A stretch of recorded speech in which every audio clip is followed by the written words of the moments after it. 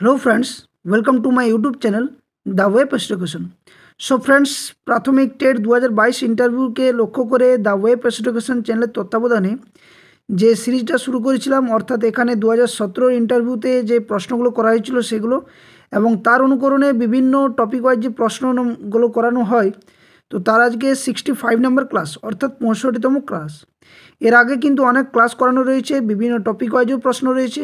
Not only এখানে 65, এর বেশিও কিন্তু ক্লাস করানো রয়েছে এবং প্রত্যেকটা ক্লাস কিন্তু প্রিভিয়াস ইয়ারে কেমন প্রশ্ন করা হয়েছিল এবং কী ধরনের প্রশ্ন আসতে পারে, সম্পূর্ণ একদম নিখুঁতভাবে বাছাই করা প্রশ্ন এবং অথেন্টিক প্রশ্নগুলো কিন্তু তোমাদের ইন্টারভিউর জন্য করানো হচ্ছে। তো যারা এর আগে ক্লাসগুলো দেখোনি, অবশ্যই বলবো যে চ্যানেলের প্লেলিস্টে গিয়ে ভিজিট করো, ওখানে ক্লাসগুলো এক এক করে দেখো এবং প্রত্যেকটা এই যে ক্লাসগুলো তোমরা করছো এর পিডিএফ কিন্তু সম্পূর্ণ ফ্রি অফ কস্ট তোমরা টেলিগ্রাম চ্যানেলে পেয়ে যাবে। তো আমি ভিডিও ডেসক্রিপশান বক্সে টেলিগ্রাম চ্যানেল লিঙ্ক এবং যে প্লেলিস্ট সেটারও লিঙ্ক আমি তোমাদের প্রোভাইড করে দেবো। তো অবশ্যই ভিডিওগুলো দেখো, 1 নম্বর থেকে দেখা শুরু করো এবং আজকে যারা ভিডিওটা দেখছো শেষ পর্যন্ত দেখো, অনেক গুরুত্বপূর্ণ প্রশ্ন। কারণ এই ক্লাসটা প্রায় 10-15 দিন কিন্তু অফ ছিল, কারণ অনেক কাজের চাপের জন্য আমি ক্লাস করাতে পারিনি। তো আজকে আবার চালু করছি। তো আজকে 65 নম্বর ক্লাস।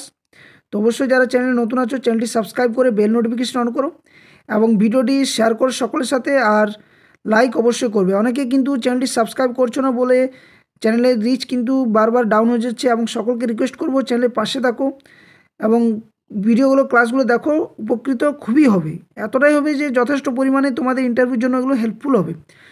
তো চলো আজকের যে ক্লাস, বেশি কথা না বাড়িয়ে ক্লাসটা শুরু করা যাক। তো লাইক, শেয়ার এবং চ্যানেলটি সাবস্ক্রাইব অবশ্যই করে রাখবে। তো দেখো আজকে 65 নম্বর ক্লাস। তো প্রথমে যেটা প্রশ্ন রয়েছে এবং এগুলো প্রত্যেকটা কিন্তু আমি বলে দিচ্ছি 2017তে করা প্রশ্ন, কিন্তু মনে রাখবে।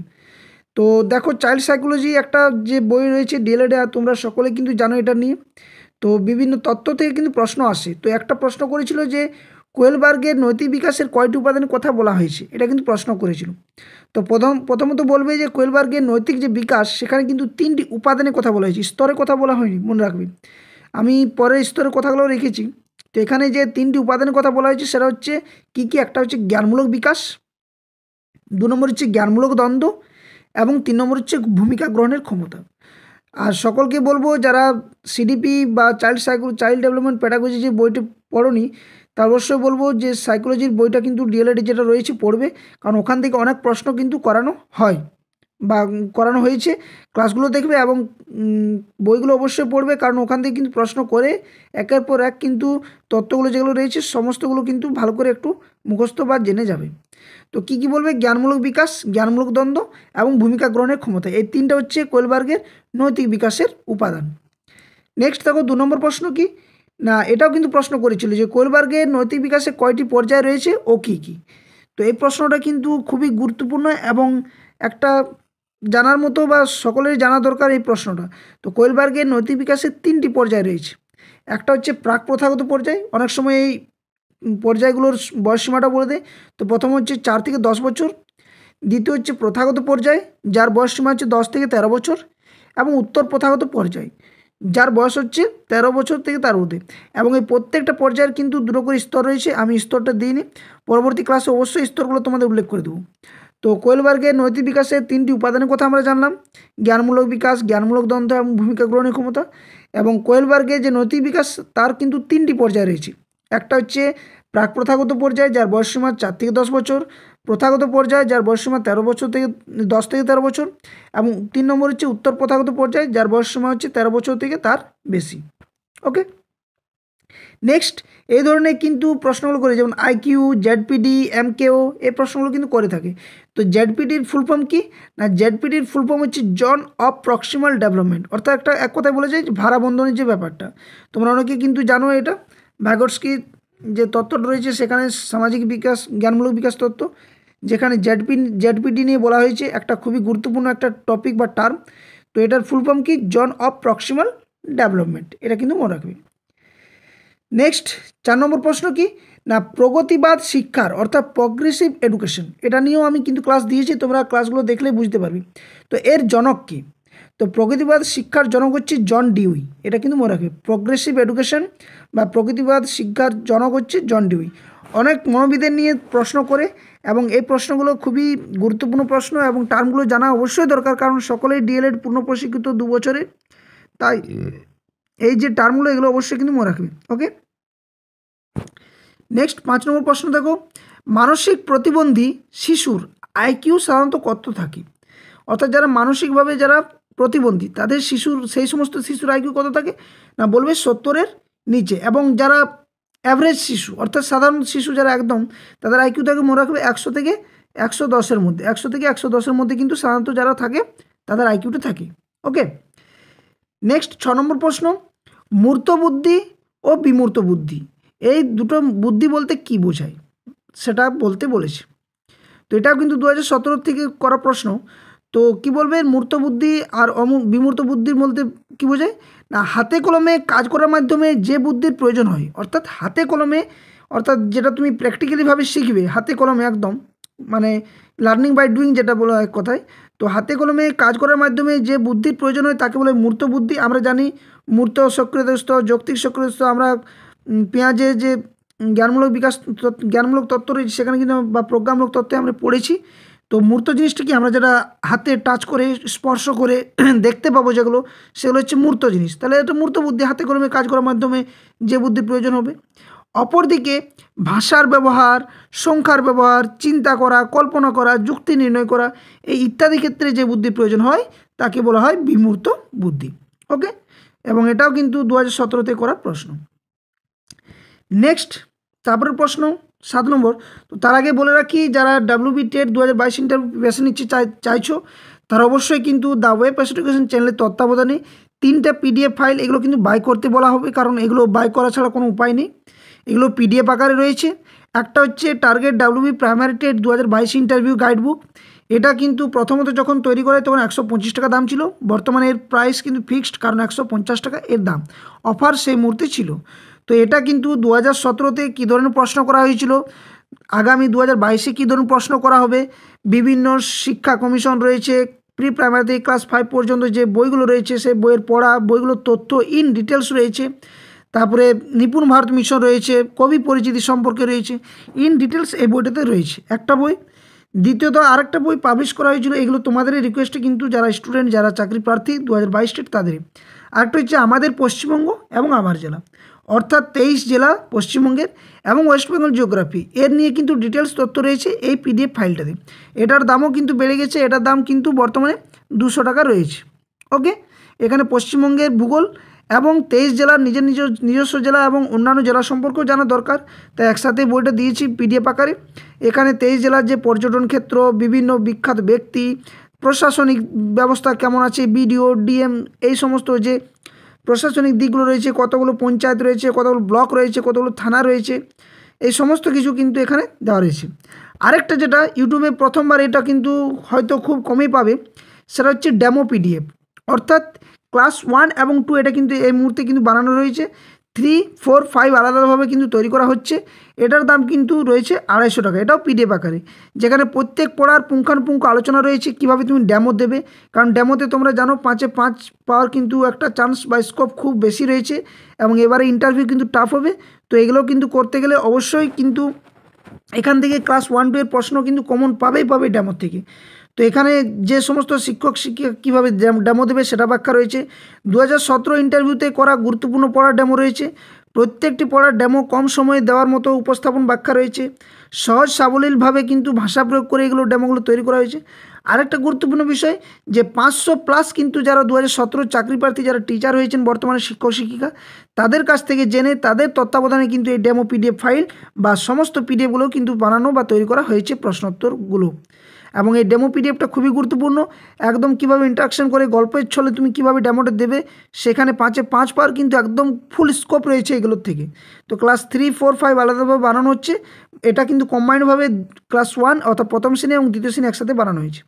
আর এই 3টি PDF পাওয়ার জন্য এখানে যে হোয়াটসঅ্যাপ নাম্বার রয়েছে 8250241485, এই নাম্বারে কিন্তু হোয়াটসঅ্যাপ করলে ওখানে QR কোড দেওয়া হবে, QR কোডে তুমি পে করতে গেলে যে PDFটা পে করবে যে দামে সেটা তোমরা পেয়ে যাবে। তো অবশ্যই এখানে কিন্তু হোয়াটসঅ্যাপ নাম্বার কিন্তু মেসেজ করবে, কেউ ফোন করবে না।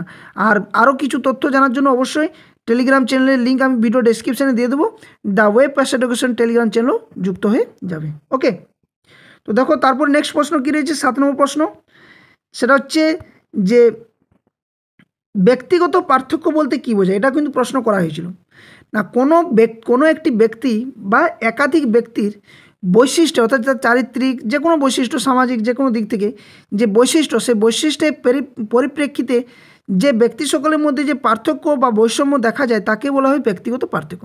অর্থাৎ আমার আর তোমার মধ্যে হয়তো ব্যক্তিগত পার্থক্য থাকতেই পারে, আমার মানসিকতা তোমার মানসিকতা আলাদা হতেই পারে, আমার আচরণ তোমার আচরণ আলাদা হতেই পারে, আমার যে বলার ভঙ্গিমা বা যা কিছু আমার গঠনশৈলী শারীরিকভাবে মানসিকভাবে সমস্ত দিক থেকে কিন্তু একে অপরের থেকে আলাদা হতেই পারে। আর এই যে পার্থক্যগুলো বা বৈশিষ্ট্যের যে পার্থক্য বা বৈষম্য, সেটাই হচ্ছে এক কথায় ব্যক্তিগত পার্থক্য। ওকে, নেক্সট 8 নম্বর প্রশ্ন কি না, অভিজ্ঞাপত্রের উদ্দেশ্য কী কী।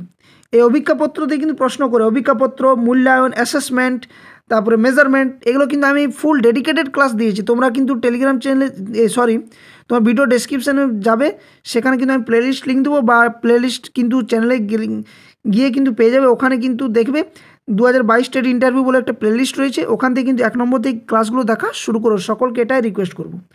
তো অভিজ্ঞাপত্রের উদ্দেশ্য কী কী না, শিক্ষার্থীদের পারদর্শিতা পরিমাপ করা, শিক্ষার্থীদের দুর্বলতা নির্ণয় করা এবং শিক্ষার্থীদের ফিডব্যাক সরবরাহ করা। এগুলো হচ্ছে প্রাথমিক বা প্রধান উদ্দেশ্য অভিজ্ঞাপত্রের। কী কী বলবে না, শিক্ষার্থীদের পারদর্শিতা পরিমাপ করা, শিক্ষার্থীদের দুর্বলতাগুলো নির্ণয় করা এবং শিক্ষার্থীদের মধ্যে সেই ফিডব্যাক সরবরাহ করা। কতটা শিক্ষার্থী শিখলো না শিখলো, শিক্ষক মহাশয় কীভাবে তার আরও যাচাই করে নতুনভাবে শেখাতে পারে, এই সমস্ত কিছু ফিডব্যাক কিন্তু পাওয়া যায় এই অভিজ্ঞাপত্রের মধ্য দিয়ে। নেক্সট 9 নম্বর প্রশ্ন, শিশু শ্রম আইন কি। এই ধরনের প্রশ্নগুলো কিন্তু অনেক সময় দেয়, যেমন এলিমেন্টারি এডুকেশনের ব্যাপারে দেয়, অনেক সময় শিক্ষা কমিশন ব্যাপার থেকে দেয়, সেই মতো একটা রয়েছে।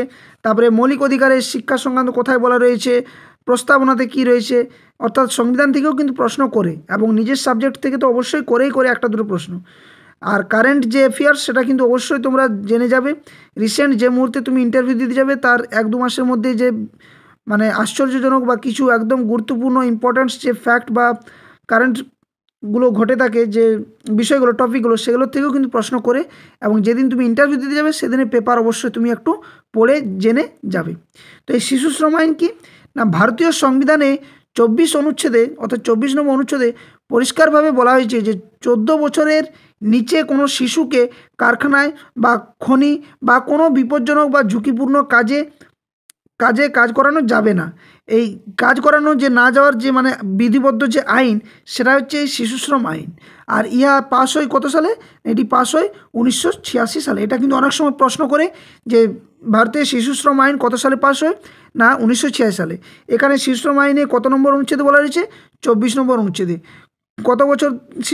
কত বছরের নিচে শিশুদেরকে কারখানা, খনি বা কোনো বিপজ্জনক কাজে নিযুক্ত করতে বলা হয়নি, সেটা হচ্ছে 14 বছরের নিচে শিশুদেরকে। ওকে, নেক্সট 10 নম্বর প্রশ্ন বলছে সরলরেখা কাকে বলে। ম্যাথ থেকে কিন্তু এই জ্যামিতিক টার্ম থেকে অনেক প্রশ্ন করে, কর্ণ কী, সরলরেখা কী, বক্ররেখা কী, রেখা কয় প্রকার, ত্রিভুজ কয় প্রকার, বাহুবেদের ত্রিভুজ কয় প্রকার, কোণবেদের ত্রিভুজ কয় প্রকার, চতুর্ভুজ কয় প্রকার, আয়তক্ষেত্র কাকে বলে, বর্গক্ষেত্র কাকে বলে, রম্বস কাকে বলে, এই ধরনের প্রশ্নগুলো কিন্তু করে। তো এগুলোও কিন্তু অবশ্যই জানবে। আর এগুলো ক্লাস 1 থেকে ক্লাস 5-এ যে বইগুলো রয়েছে, ওখানে কিন্তু অনেক প্রশ্নের উত্তর কিন্তু পেয়ে যাবে। তো অবশ্যই বইগুলো, টেক্সট বুকগুলো পড়বে, যেগুলো ওয়েস্ট বেঙ্গলের যে প্রাথমিকে যে বইগুলো বিতরণ করা হয় বা দেওয়া হয়। তো সরলরেখা কাকে বলে না, যে রেখা এক বিন্দু থেকে অপর বিন্দুতে যেতে কোনো দিক পরিবর্তন না করে যায় তাকে বলে সরলরেখা। অর্থাৎ একদম সোজা পথে যাবে, কোনোভাবে কিন্তু এর দিক পরিবর্তন হবে না। একটা সরলরেখার সাথে আরেকটা সরলরেখা যদি সোজাসুজি যায়, কোনোভাবে মিলবে না। কিন্তু বক্ররেখা কি, এটা এভাবে গেল, একটা এভাবে গেল, তো কোনো না কোনো জায়গায় তো অবশ্যই গিয়ে মিলবে। তো এটা হচ্ছে বক্ররেখা এবং সরলরেখার মধ্যে একটা পার্থক্য। ওকে, তো আজকে এটাই ছিল 10টা প্রশ্ন। এভাবে কিন্তু ক্লাসগুলো করাচ্ছি, কারণ কম প্রশ্ন রাখা এই জন্যই বাঞ্ছনীয় বা দরকার, কারণ ইন্টারভিউর প্রশ্ন খুব কম রেখে যতটা সম্ভব ভালোভাবে বোঝাতে পারা যায়, যতটা তোমাদের কাছে অধিগম্য হবে, যত তোমরা বোধগম্য করতে পারবে, সেটাই কিন্তু প্রশ্নগুলো করা দরকার, এবং এভাবেই কিন্তু আলোচনা করাটা দরকার। তো ক্লাসটি কেমন লাগলো অবশ্যই কমেন্ট বক্সে কমেন্ট করে জানাবে। আর যারা চ্যানেলটিতে নতুন আছো, অবশ্যই চ্যানেলটি সাবস্ক্রাইব করবে, বেল নোটিফিকেশন অন করতে ভুলো না কেউ, কারণ চ্যানেলের পাশে থাকলে আমারও কিন্তু মোটিভেশন পাওয়া যায় যে তোমাদের জন্য ক্লাসগুলো নিয়ে আসি। ইম্পর্টেন্স ক্লাস, অনেক কষ্ট করতে হয় ক্লাসগুলো করানোর জন্য, পিপিটি তৈরি করা, তারপরে ক্লাস রেকর্ডিং করা, তারপরে সেটা আপলোড করা, তো অনেক সময় সাপেক্ষর ব্যাপার। তো একটা পারিশ্রমিক হিসেবে অবশ্যই বলবো যে সকলে লাইক করবে এবং চ্যানেলে নতুন হয়ে থাকলে অবশ্যই চ্যানেলটি সাবস্ক্রাইব করবে। আর শেয়ার করতে বলো না, একে অপরের পাশে থাকো, কেউ হিংসা করবে না। সকলে কিন্তু ইন্টারভিউ দেবে, কিন্তু তার জন্য এমন নয় যে ভালো পড়াশোনা করবে, যে ক্লাসগুলো ভালো করে দেখবে, যে পিডিএফগুলো বারবার পড়বে, সে কিন্তু কোয়ালিফাই করতে পারবে। তো ক্লাস শেয়ার করার সাথে কোনো আসে যায় না, তোমার পড়ার সাথেই কিন্তু তোমার ফাইটটা হবে। তো নিজের 100% দিয়ে যাও, আমিও তোমাদের জন্য 100% দিচ্ছি। ক্লাসগুলো লাইক শেয়ার করবে আর চ্যানেলটি অবশ্যই সাবস্ক্রাইব করতে কেউ ভুলো না। তো আজকে ক্লাসটা এখানে শেষ করছি, ভালো লাগলে লাইক শেয়ার করবে। ধন্যবাদ, জয় হিন্দ।